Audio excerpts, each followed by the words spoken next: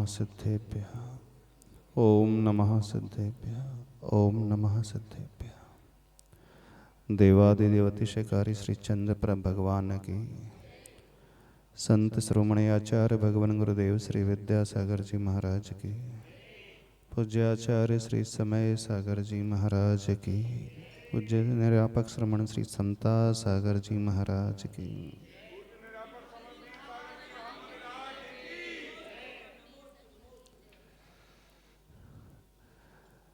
आचार्य भगवान,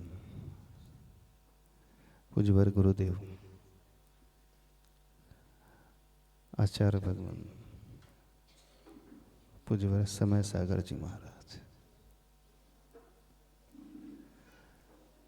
दोनों में कितना अंतर है,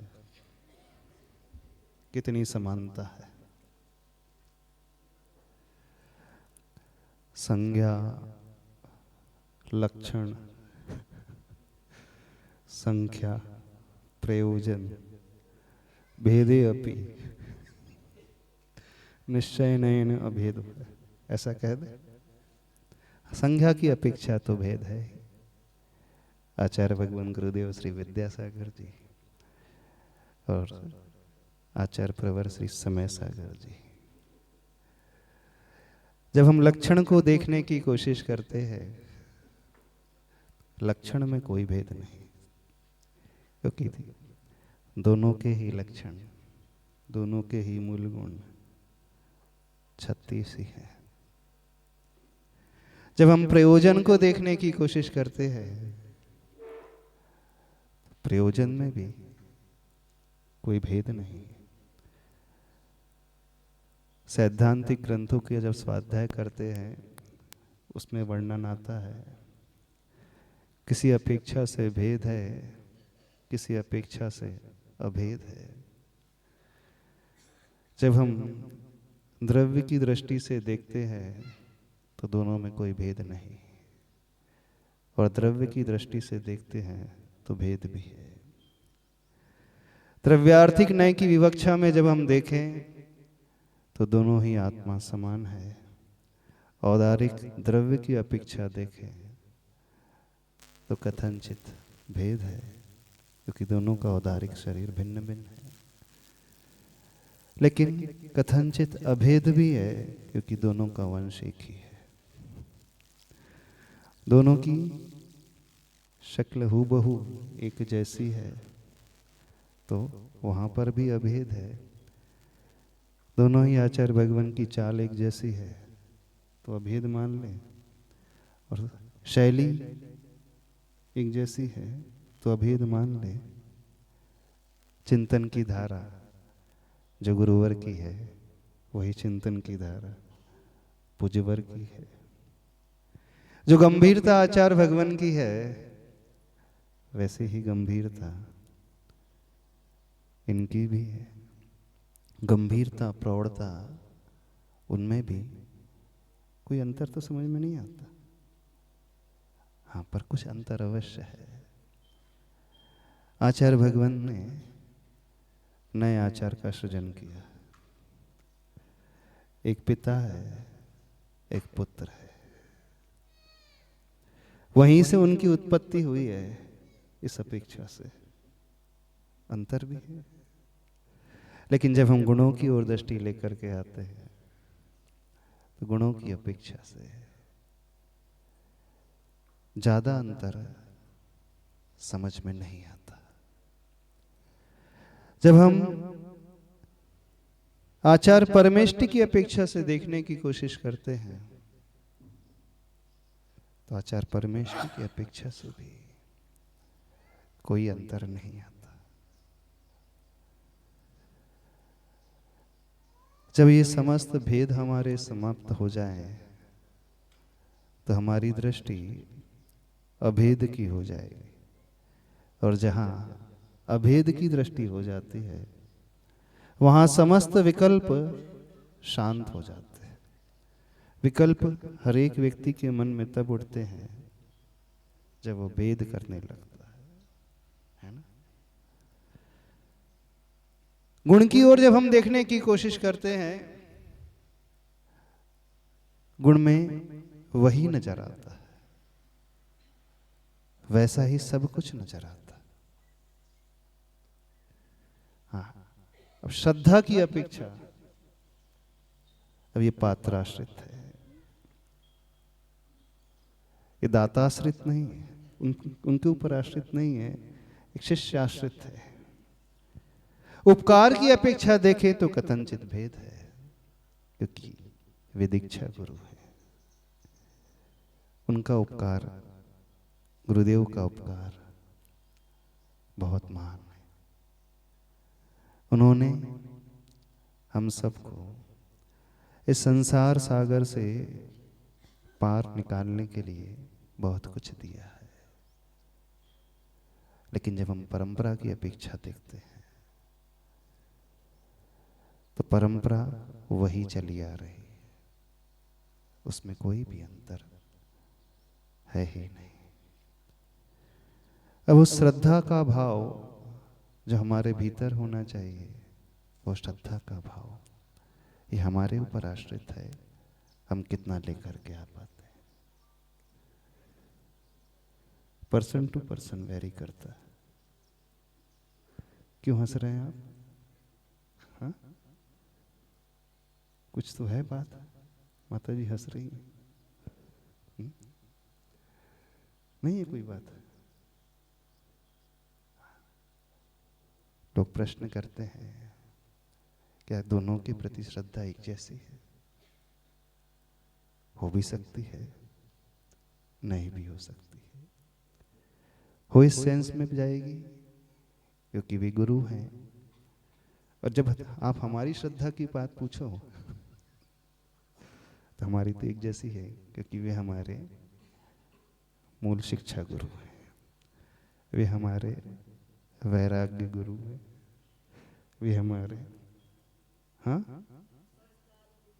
संस्कार देने वाले गुरु हैं, संबल देने वाले गुरु हैं। ज्यादा नहीं, ज्यादा तो आचार्य भगवान, हाँ उधर तक भेजने वाले हैं, लेकिन दीक्षा देने वाले आचार्य भगवान।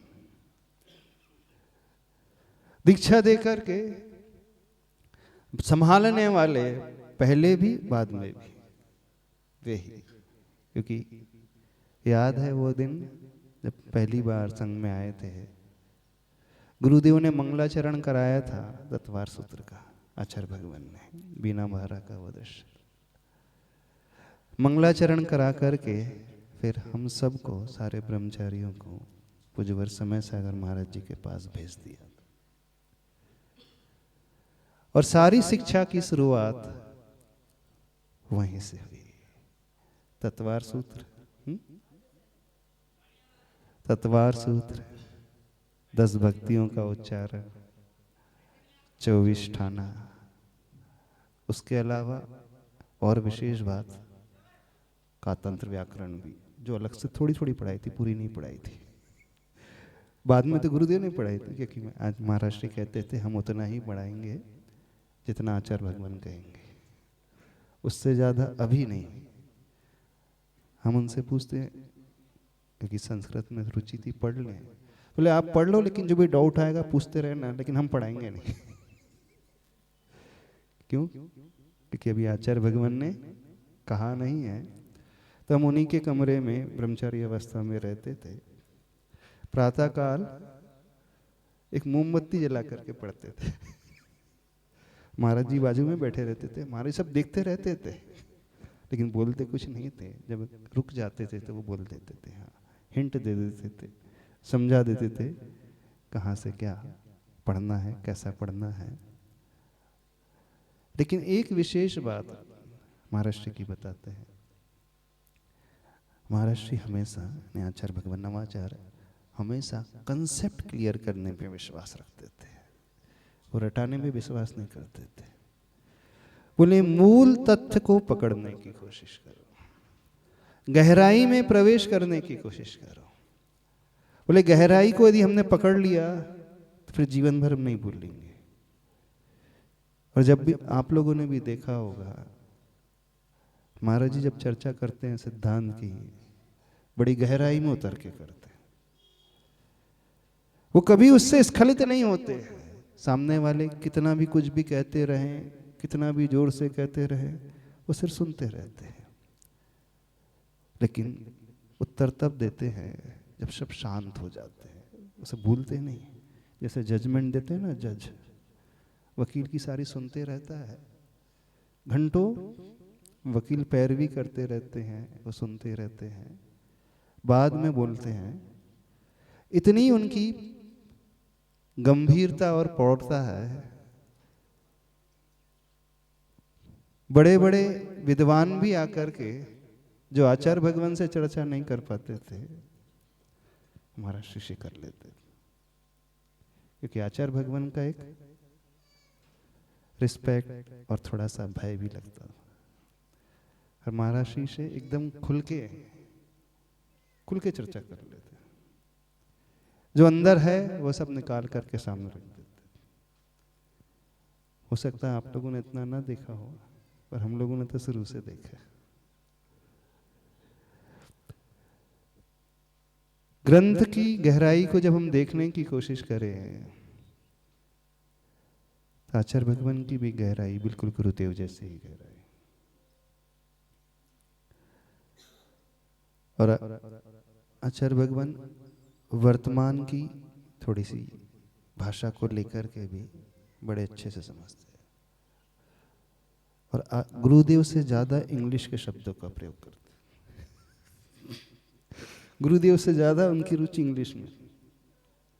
हाँ बिल्कुल, और अभी भी कर जाते हैं। वैराग्य गुरुदेव से तो मिला ही है, इनसे भी कम नहीं मिला, बहुत मिला है। बस हम सब वो लेना सीखे जिनसे हमारा कल्याण होगा। एक बिंब है, दूसरा प्रतिबिंब है।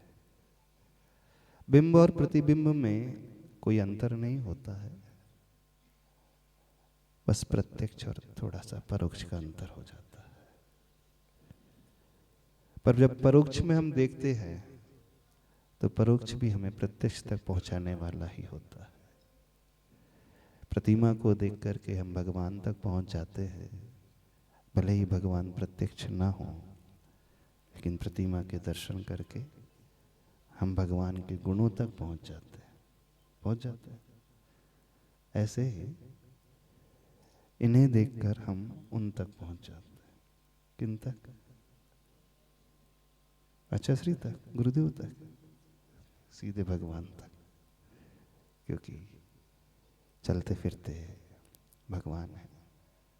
अभी ज़्यादा नहीं कहना, अभी तो आज तो हम सोच रहे थे महाराज जी समय बताएंगे, अभी समय नहीं है, अभी इतना ही कहते हैं। महाराज श्री के श्रीमुख से अब इसके बारे में विस्तार से व्याख्या हम समझने की कोशिश करेंगे। पुलिस संत शिरोमणि आचार्य भगवान गुरुदेव श्री विद्यासागर जी महाराज की, पूज्य आचार्य श्री समय सागर जी महाराज की जय। अहिंसा परमो धर्म की, गुरुवर आचार्य श्री विद्यासागर जी महाराज की, आचार्य प्रवर समय सागर जी महाराज की,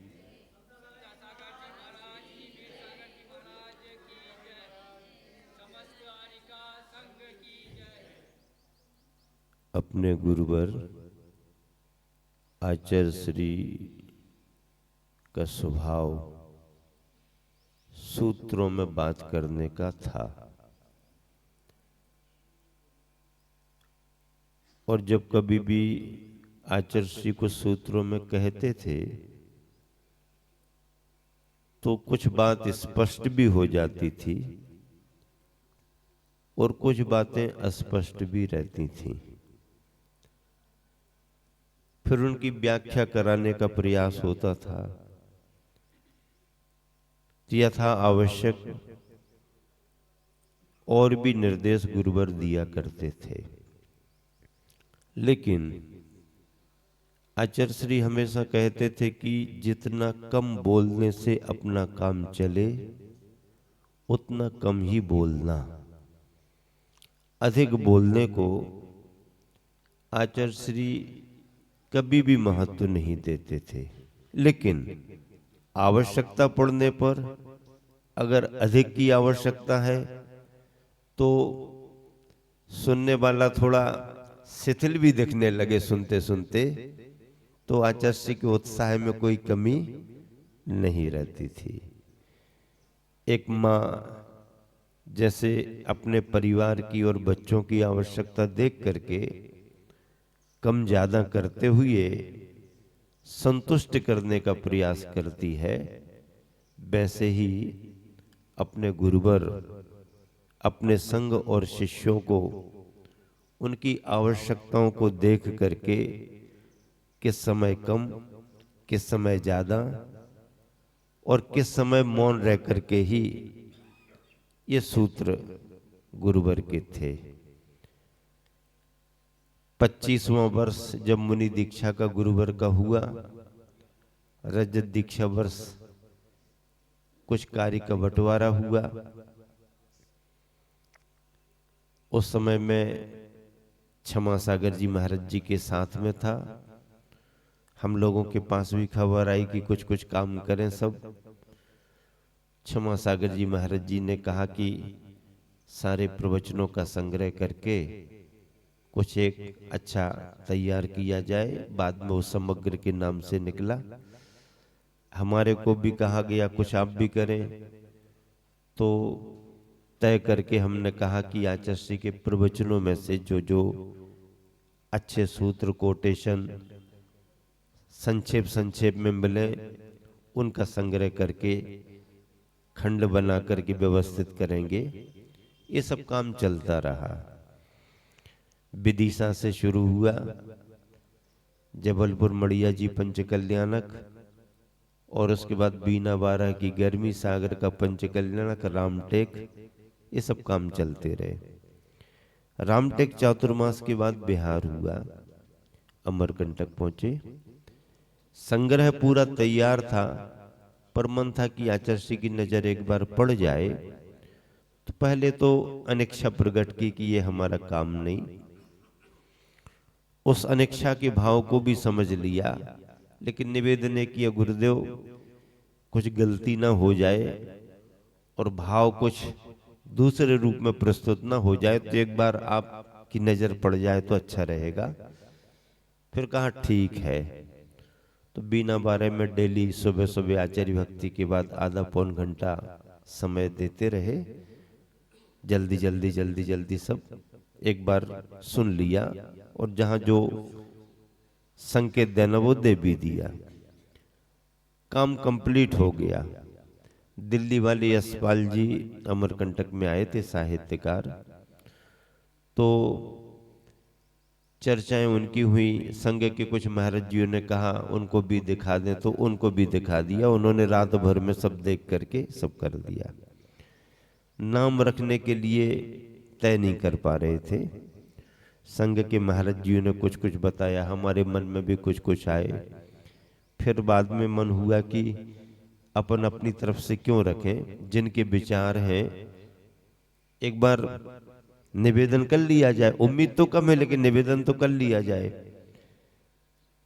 सामयिक के पहले इरियापत के बाद आचार्य श्री से निवेदन किया। अमरकंटक में शीतकाल का समय था, ग्रीष्म काल का समय था। तो आचार्य श्री बोले नहीं, जो था वो हो गया, अब ये काम सब तुम लोगों का है, हमारा काम नहीं, हम कुछ नहीं बताएंगे। उम्मीद बहुत थी कि कुछ मिल जाएगा, लेकिन आचार्य श्री ने इनकार किया। तो चेहरे से उन्होंने भांप लिया कि उम्मीद लेकर के आए थे, लेकिन उम्मीद पूरी नहीं हुई, तो असहज है, निराश जैसे दिखे उनको। नहीं नहीं, ये सब इतना सब कर लिया तो उसमें से कुछ भी रखो, तुम करो, तुम्हारा काम जाने, ऐसा कह दिया। ठीक है आचार्य श्री, नमोस्तु, ठीक है आचार्य श्री, अच्छे से हो जाएगा। सब सामयिक में बैठ गए। लगभग 2 बजे किसी से खबर आई कि आचार्य श्री बुला रहे हैं। 2 बजे बुला रहे, पहुंच गए जल्दी। पास ही पास कमरे थे, उस समय थोड़े कमरे थे। नमोस्तु आचार्य श्री। ओ कुछ निवेदन करके गए थे ना? जी आचार्य श्री, निवेदन तो किया था। तो हमने कहा जैसे आपने तो कुछ दिया ही नहीं। नहीं ऐसे तो नहीं देंगे, लेकिन अगर आप निकाल सको तो निकाल लेना। क्या निकाल सकते हैं आचार्य? देखो बोले ये अमरकंटक है ना, अमरकंटक में यहाँ छोटी छोटी बूंदों के साथ में नदी निकलती है और वह बहुत बड़ी बड़ी बन जाती है। तो सामायिक में एक दोहा बना है, आचार्य जी कहते सामायिक में एक दोहा बना है, और अगर उसमें से कुछ निकल आए तो आप देख लेना, मैं नहीं दूंगा कुछ, उसमें से तुम निकाल सको तो देख लेना। आचार्य जी सुना, आचार्य जी ने सुनाया, बूंद बूंद के मिलन से जल में गति आ जाए, सरिता बन सागर मिले, सागर बूंद समाए। आचार्य जी ने जैसे ही सुनाया बस बहुत खुश होकर के हमने कहा आचार्य जी सागर बूंद समाए। ऐसे सागर बूंद समाए की तैयारी और उसका गुरुदेव के भावों से नाम मिला और उसका उपयोग सभी जन करते हैं। आचार्य जी के विचार सूत्रों का पहला सारगर विसंग्रह तैयार हुआ था और 5 खंडों में उसे विभाजित किया था।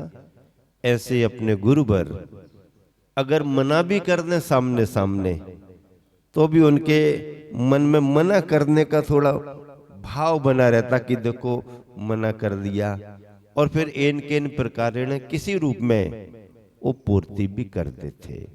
संघों को निर्देश देते समय अगर किसी ने कुछ निवेदन किए और आचार्य जी ने उनको टाल भी दिया तुरंत में, नहीं नहीं नहीं नहीं चलो चलो चलो, टाल भी दिया तो वो तो बात आई गई, लेकिन आचार्य जी उस भाव को पकड़ करके और याद तो रखते थे और कहीं ना कहीं से किसी ना किसी रूप में उन जिज्ञासाओं की या आवश्यकताओं की पूर्ति करते थे। ये अपने आचार्य जी का वैशिष्ट था और इसी शुभ भावना से समय को देख करके विराम दे रहा हूं, क्योंकि ये तो सब ऐसी बातें हैं कि जो बहुत प्रभावी, आनंददायी और स्मृतिदायक होती हैं। इनको जितना सुना जाए उतना कम है। हमारे पास ही नहीं, आप सबके पास भी ढेर सारे गुरु के संस्मरण हैं और जिनको एक दूसरे को साझा करना चाहिए, समय समय पर बताना चाहिए। ऐसे प्रेरक प्रसंग बहुत ही प्रभावनामय बनते हैं। समय को देख करके विराम देता हूँ। महावीर भगवान की जय। जावानी के ज्ञान ते सूजय लोकालोक, सोवानी मस्तक धरो सदा देथों लोग। जय जनवानी भारती तो जपो दिन रैन, जो तेरो शरणा गए सो पावे सुख चैन।